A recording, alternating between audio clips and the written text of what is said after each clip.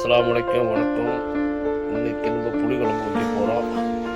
அதுக்கு தேவையான காய்கறிலாம் வெட்டி வச்சுருக்கோம். நம்ம என்னென்ன வெட்டிருக்கோம்னா கருணக்கிழங்கு, முருங்கை, கத்திரிக்காய், வெண்டைக்காய், தக்காளி,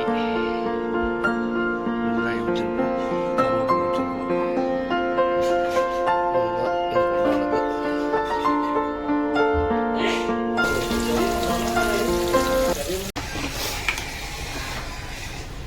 எண்ணெய் ஊற்றிக்கிறோம். எண்ணெய் சூடாகணும்னா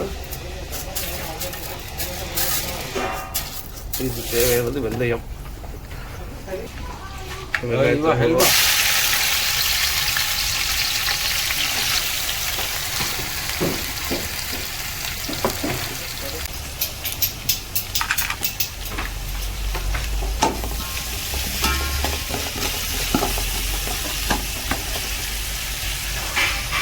பூண்டு வச்சுருக்கோம்.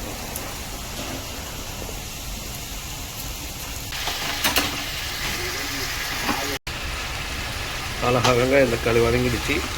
இந்த டயத்தில் ஃபஸ்ட்டு வெண்டைக்காய் போட்டுருவோம்.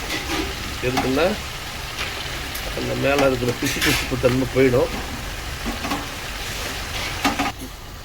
இங்கே நம்மகிட்ட நிறைய டிக்கெட் இருக்கிறதுனால நிறைய காய்கறி போடுறோம்.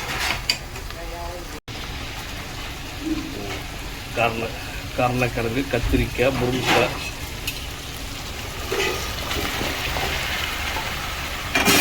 ஒரு 5 நிமிஷம் வதக்கட்டும். அப்புறம் மசாலா போடலாம். புளி குழம்பு வைக்கிறது ரொம்ப சிம்பிள், அவ்வளோதான். பார்த்துக்குங்க, இதை பார்த்துக்கிட்டு அப்படியே செய்யணும். சுத்தம் பண்ணி வச்சுருக்குறோம். அது கடைசி ஆட் பண்ணி போட்டு எண்ணெயில் ஒரு பட்டு பற்றிருக்கேன். நெக்ஸ்ட்டு வந்து குழம்புத்தூள், மல்லித்தூள். நமக்கு எவ்வளோ குழம்பு தேவைப்படுதோ அதுக்கு தகுந்த மாதிரி போட்டுக்கலாம். நான் வேண்டியதான். மஞ்சத்தூள், மிளகாத்தூள் போட்டிருக்கேன்.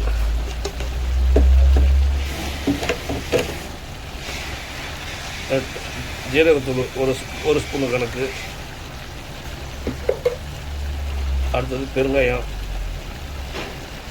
போட்டுட்டு ஒரு பேட்டு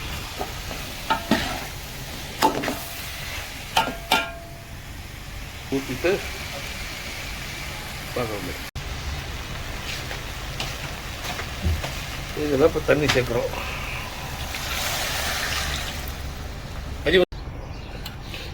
அழகாக இந்த காய்கறி முங்குற அளவுக்கு தண்ணி கொடுத்துருக்குறோம்.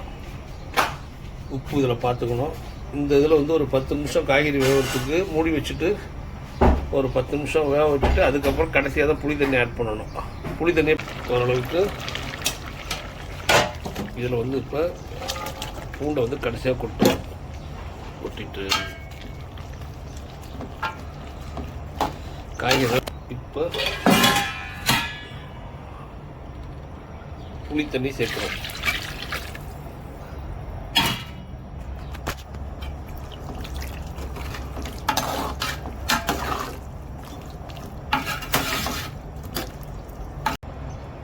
எப்போதுமே வந்து புளி குழம்பு, ரசம் எது வச்சாலும் அழகாக சர்க்கரை சேர்க்கணும். ஒரு ஸ்பூனு நல்லாயிருக்கும்.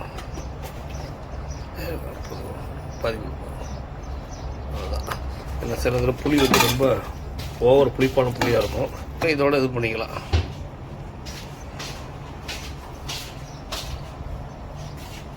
அருமையான புளி குழம்பு ரெடி ஆகிடுச்சு.